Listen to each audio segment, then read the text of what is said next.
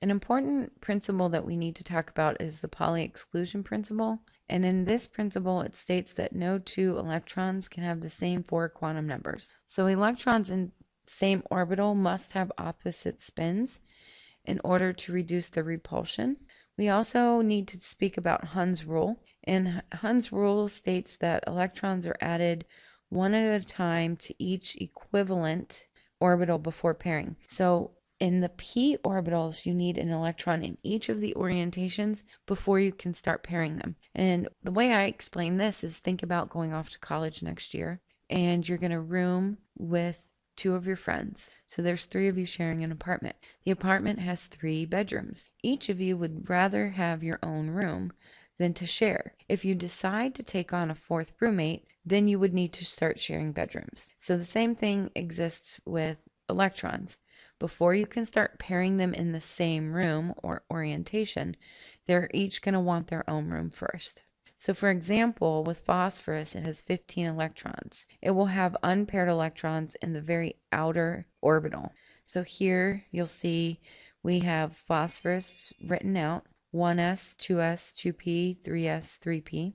The 1s's will fill in, the 2s's will fill in, the 2p's will fill in one at a time. Then you'll have the 3s's. And then finally the 3p's, the 3 last electrons, will go into their own orientation in the 3p orbital. They will not pair up first. So let's look at some permissible quantum numbers. Take a look at these groups. These are the 4. And you need to decide whether or not these 4 can exist. Before we move on, make sure that you have these written down. Here with the first electron, it has an N4, an L1, an M sub L of a 2, and a plus half. Could an electron exist with these 4 quantum numbers? It is not possible, because if you have an L equaling 1, then your M sub L, or your magnetic quantum number, can only equal 1, 0, or negative 1. It cannot equal 2, based on the equation from the original table. How about if we have an N equaling 5, an L equaling 2, an M sub L equaling 0, and an M sub S equaling 0.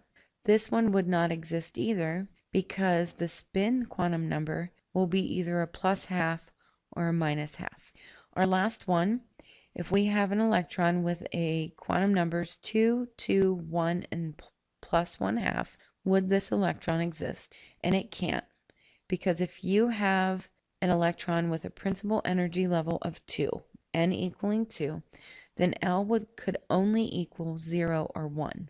There would be no 2, because there's no 2d orbital. The d's start with 3. So how can we do the periodic table and electron configurations? Well, it's important to know where your S blocks are in your periodic table. The first 2 columns are S block columns. And your helium is also considered a part of the S block, even though it's on the other side of the table. Each of these will be labeled 1s through 7s. Then you have the 6 columns in the P block, and they will be labeled 2p through 7p. Then you have the 10 columns of the D block, and they are labeled 3d through 6d. And then the 2 columns of the F block, which are 4f and 5f. Knowing these, you can figure out the electron configuration using your periodic table. And it's easier for me to demonstrate this in class. So one day at the beginning of class, we will go through electron configurations using the periodic table. So looking at this, you will notice that the S block only has 2 columns, and the S block can only hold 2 electrons. The P block has 6 columns. It can only hold 6 electrons. The D has 10 columns.